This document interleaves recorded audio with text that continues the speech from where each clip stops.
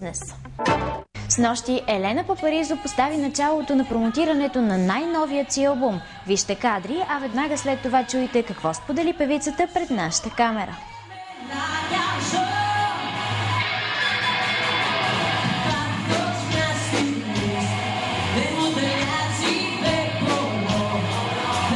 Една от най-големите гръцки звезди, Елена Папаризу, избра България, за да даде началото на европейското си турне. Красивата гъркиня представи песните от новия си албум «Джиро Аптуониро» с запомнящо се шоу. Професионализмът й се оказа почти толкова респектиращ за стотиците гости, колкото и широката усмивка, впечатляващия глас и сценичната й харизма.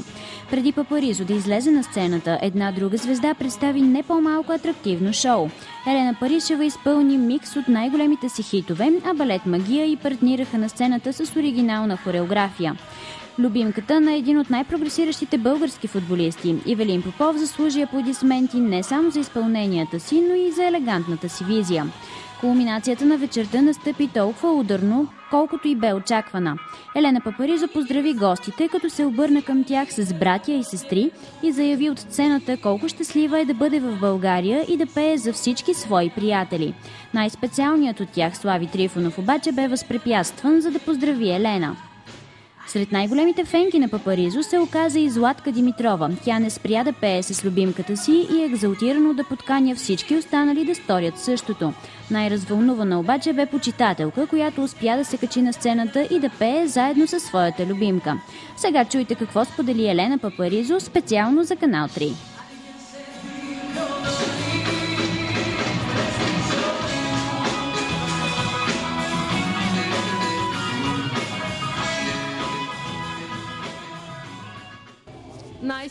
Радвам се, че те виждам.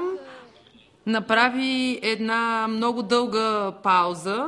Тази вечер ти ще представиш своето шоу. Разкажи ни малко повече за тази дълга пауза от 2 години, която направи преди да представиш новият си албум в края на миналата година. Защо? Защо толкова дълго не съм била на сцената ли?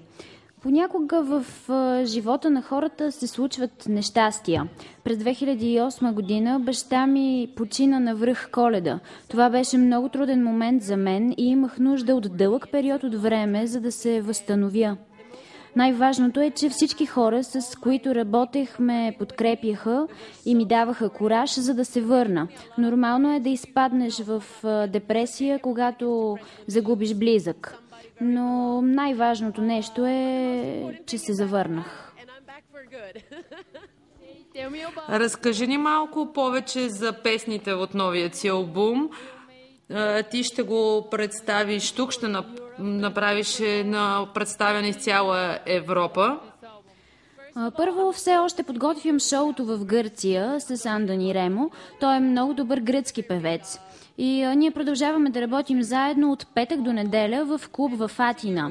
Опитваме се да го съвместим и с европейското турне, което няма да бъде обичайното турне, а ще представлява един вид участие по клубове.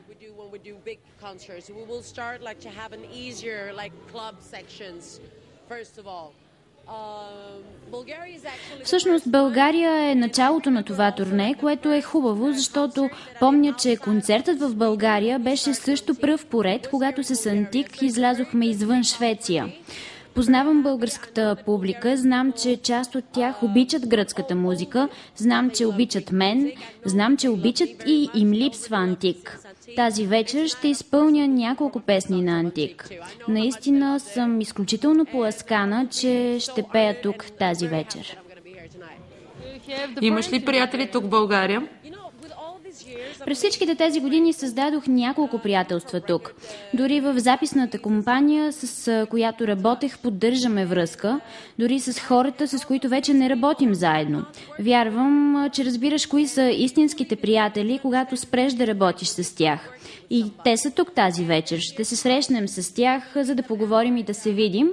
Но след това веднага трябва да се връщам на сцената. Да, вярвам, че имам добри приятели в България и че ще създам и още нови приятелства.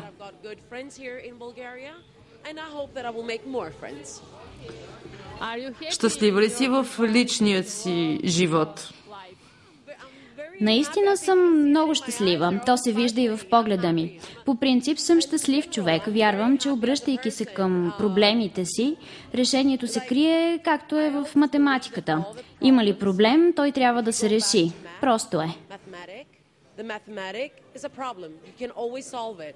So, if I have a problem, I have to solve it. It's very easy. Коя е следващата стъпка, която ще направиш? Имаш предвид дискография, концерти или какво? За концерти и за твоя личен живот. За личния ми живот не знам. Ще стане каквото има да става. Понякога е по-добре да не планираш всичко. Най-вече за връзките става въпрос. Трябва да се работи, за да вървят нещата. Ще направя диск с най-доброто, с сборни компилации от нещата, които съм направила след напускането на Антик. И нашето представяне ще продължи в Гърция, после в Германия, но започвам от тук, от България.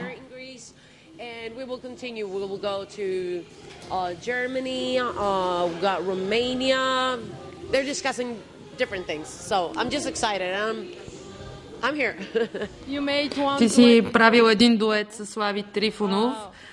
Би ли направила нов дует с някой друг изпълнител? Обсъждахме това днес с моя PR менеджер, защото аз много обичам България. Бихме били много щастливи да направим нов дует с някой друг известен български певец. А защо не и отново с Слави Трифонов? Аз наистина много го обичам.